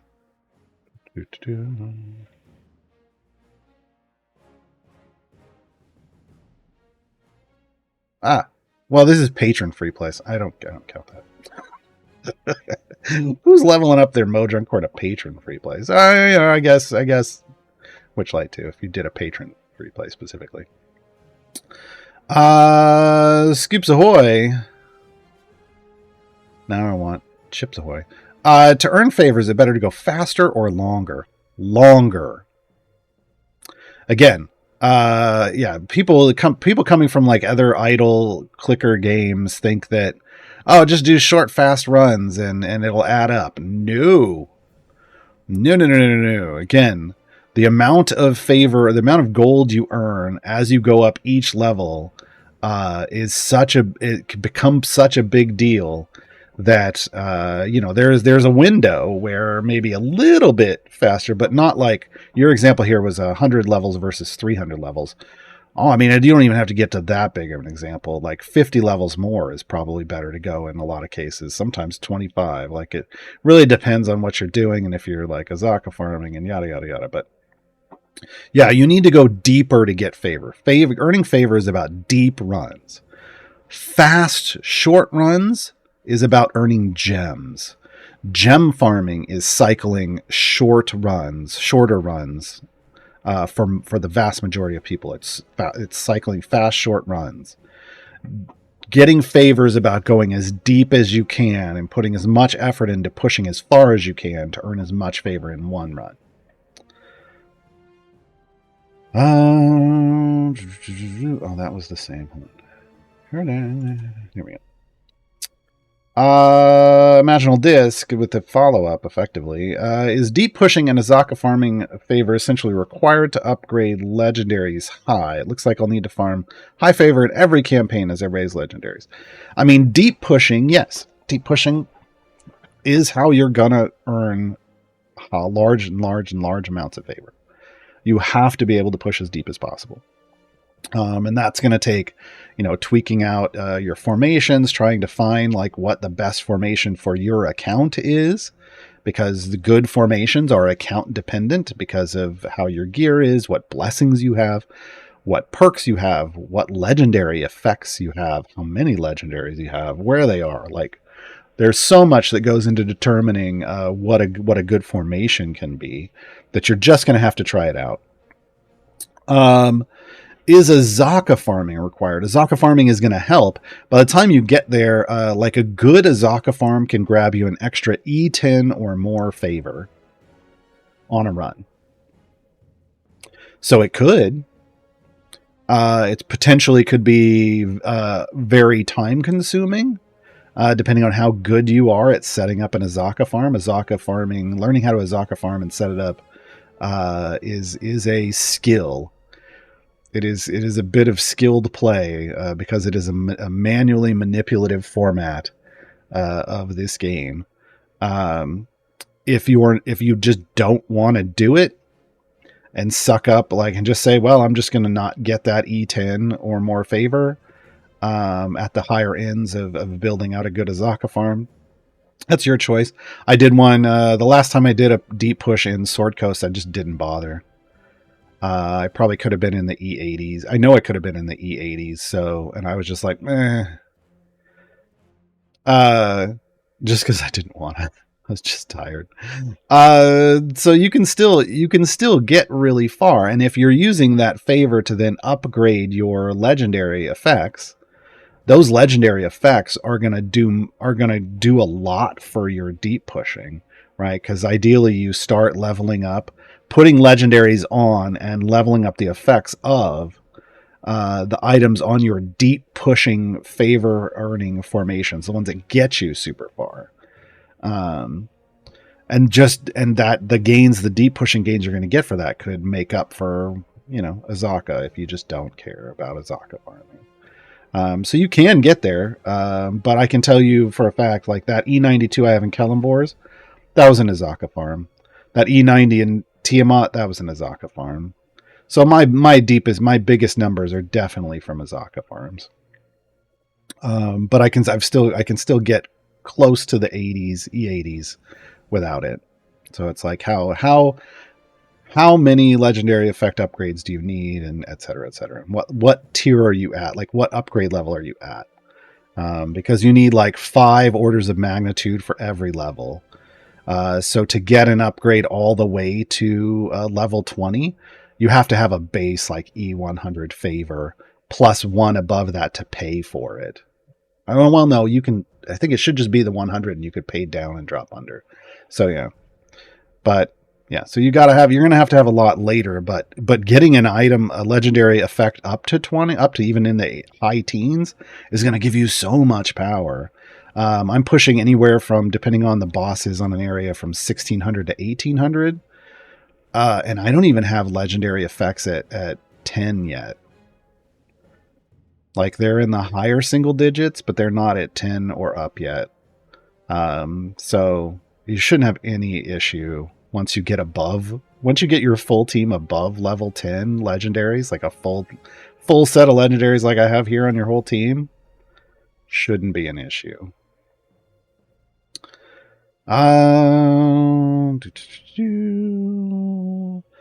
Moses Carrada, does Strongheart count as a non-affiliated hero for the purpose of blessings that boost non-affiliated? Well, he doesn't have an affiliation. I mean, you're assigning him one for the purpose of affiliated stuff if you pick that specialization. At that point, I don't know. But it shouldn't matter because I believe the affiliated bonuses we looked at were for damage, and Strongheart's not your DPS. So unless I missed something while I was going through that, I don't think it should matter now.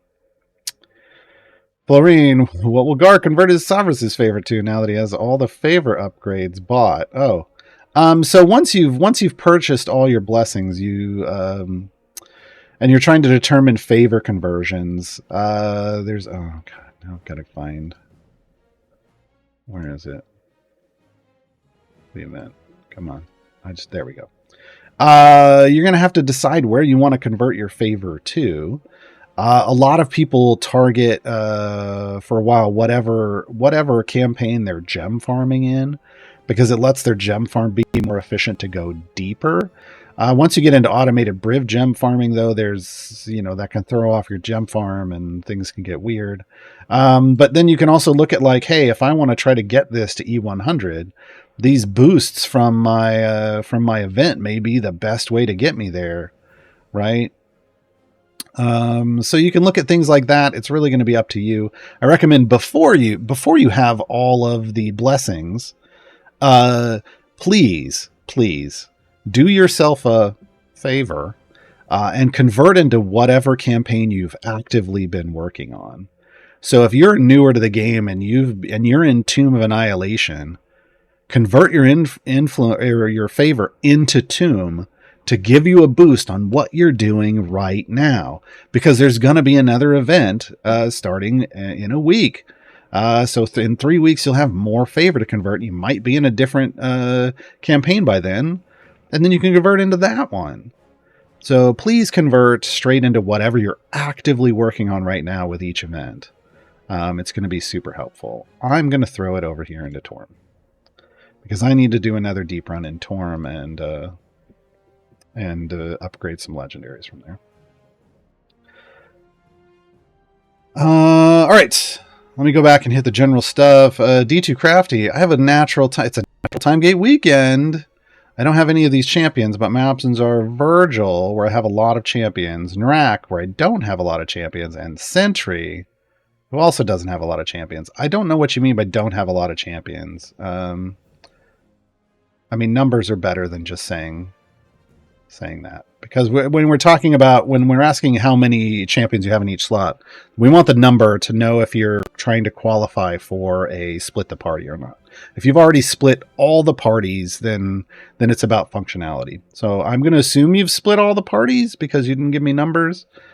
So Virgil and Sentry are both speed champions, so are good pickups. They both need item investments, but Virgil needs a much higher item investment than Sentry.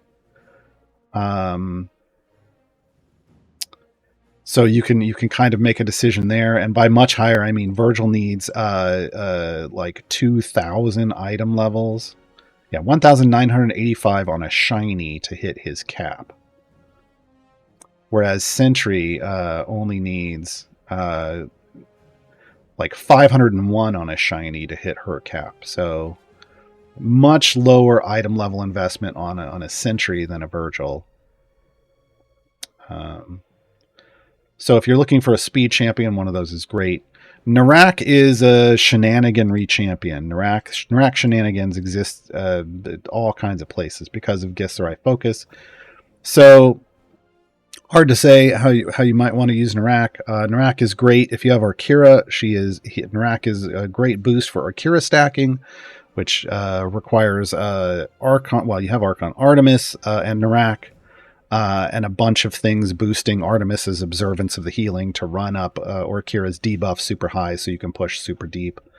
You can gain like an extra E10 of a debuff by doing that correctly. And Narak, honestly, I used Narak as my primary DPS lately. And a lot of people are like, but Narak is a lower int champion, so he qualifies for BBEG's buff. And he's neutral, and he's unaffiliated, so I can use my unaffiliated core. And I can run Birdsong as a support for him, and then run a lot of other meta support champions, and Birdsong and Narak just destroys things. Narak needs a buff. Narak needs a rework. He is very straightforward, but he's still a very solid, currently a DPS champion. So really, kind of pick. You have to pick on your own. I don't think there's a bad choice there. Ricardoso, did you remember to do your free time gate? No, I did not.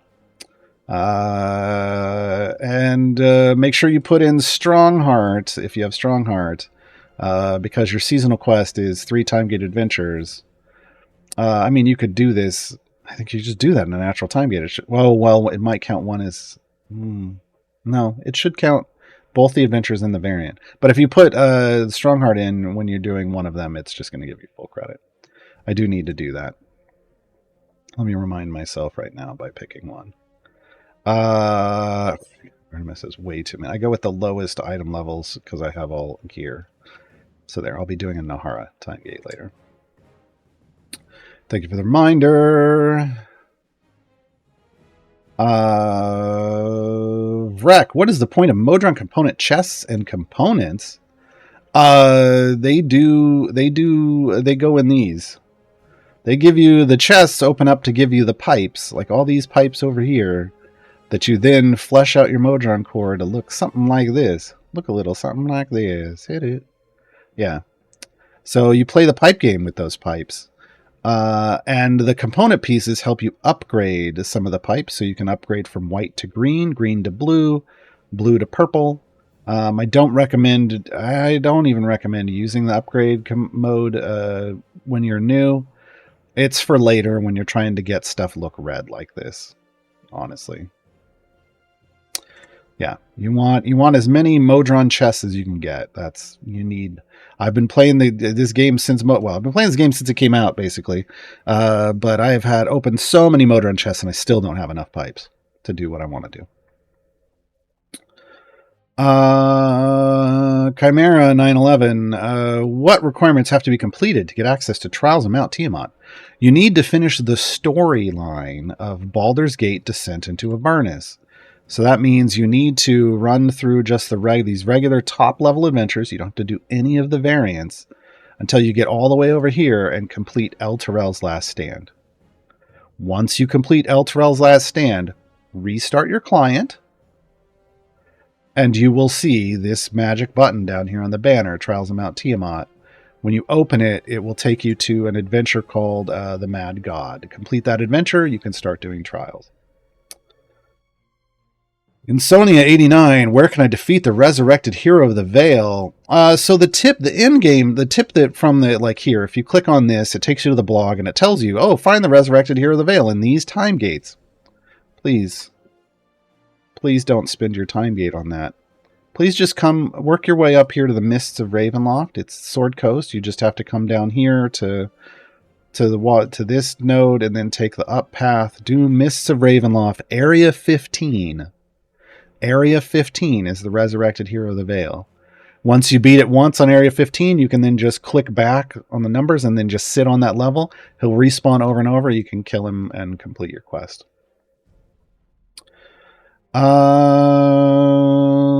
Linksgen, I've unlocked the Modron and split the party. The first one, okay. Wait. Unlock the Modron, split the party. I do not have... Oh, I see. I think you have this button available. Do not have 2 in each slot yet. Cannot split the party. Okay. Can I get a Modron Corn where? No. Not currently. So, this button shows up. This adventuring party button shows up, and it shows you unlock a new party, but it'll be locked. It shows up when you have... at least 6 slots that have 2 champions in them. You need an extra champion in every slot to do split the party. So this is why you want to make decisions about your free time gates and your manual time gates based around getting 2 champions in every slot. And to go hunt any early champions like Dritz or Azaka or Dragonbait. They're going to help you get a double as well.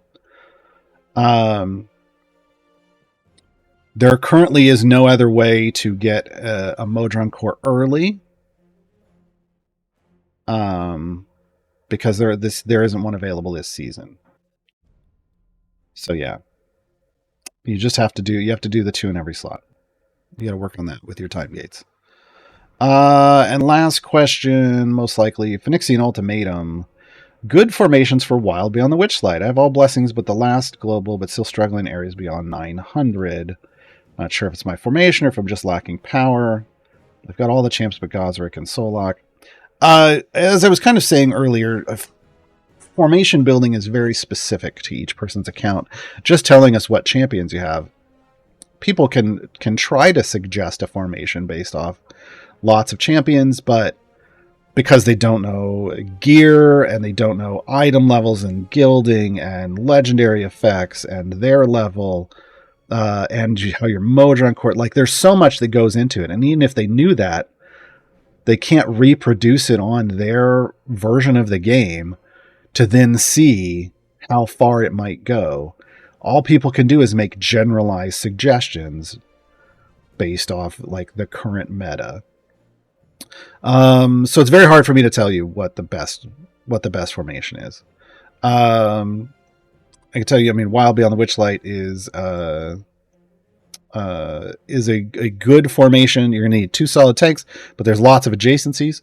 So there's a lot of area to build up lots of buffs because a lot of the meta support champions require adjacencies. They want to be adjacent to your primary DPS is specifically what I mean. And you can get up to like 5 if you're in this third column, adjacent or 6 if they sit right here, depending on who you're using.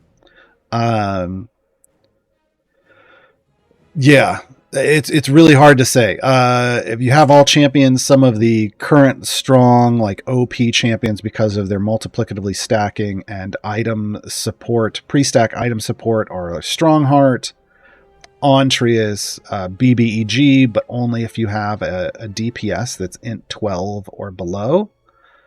Hence why I use Narak. So you can't use Catti-Brie or Birdsong, but you can support whoever you're using with Catti-Brie and Birdsong, which they're great. They're fantastic supports. Those are solid multiplicatively stacking champions that are going to give you big boosts. I use Myriad sometimes for survivability if my tanks are having problems getting like if ramping up the damage for certain things. Orkira is kind of a go-to, especially if you're Orkira stacking. BBG.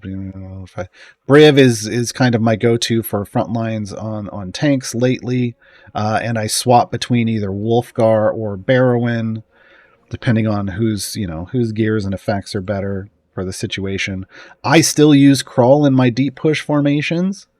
Krull still does Krull things even now, and even though your Bud might look lower, there's some weird Bud bugs going on, folks, for deep pushing that you should be aware of. Even though your Bud might go down with Krull in your formation, your clear areas will go up.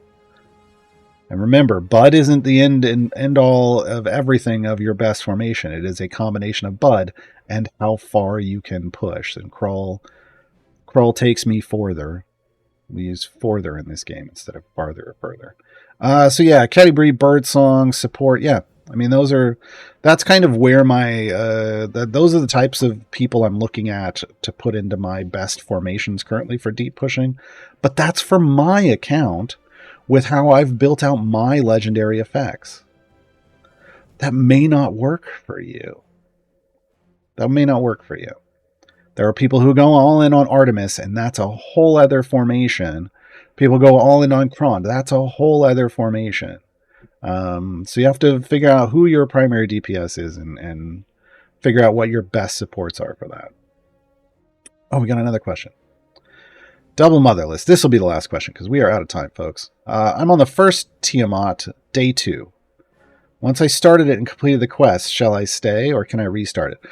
Once you're past day 1, day 1 is the time where you want to try to go as far as possible, and that might mean doing multiple runs. If you're already on day 2, from day 2 onward, you just want to hit your quest completion goal and complete and be done with it. Because of the way restrictions start hampering your progress, you most likely won't get as far as you did on day 1. So yeah, from day 2 and on, you're just completing once you get to the completion zone. Day 1, you want to push it super deep. So there's no reason to do multiple runs in Tiamat after day 1. That's going to be it, folks. Thanks for hanging out today. This is the last stream of the week for CNE Games. They will be back on Tuesday. I stream on my own channel over Twitch TV/Gaarawarr. Come hang out with me. I don't have the homework. I had to do this. I was going to be doing this weekend for insurance stuff for the house, so I'm most likely going to be streaming some Baldur's Gate 3 shortly after this. So, maybe 20, 30 minutes from now, hit up my channel for some Baldur's Gate 3. I play Gaarawarr, Grudge Keeper. So I have a dwarf. The beard's pretty on point over there.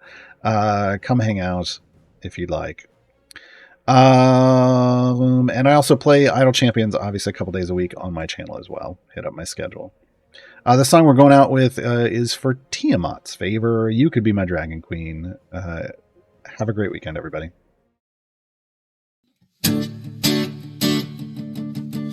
When I look into your tan bright eyes, I feel a change inside I can't explain. Your long red wings become my everything as I feel power flowing through my veins.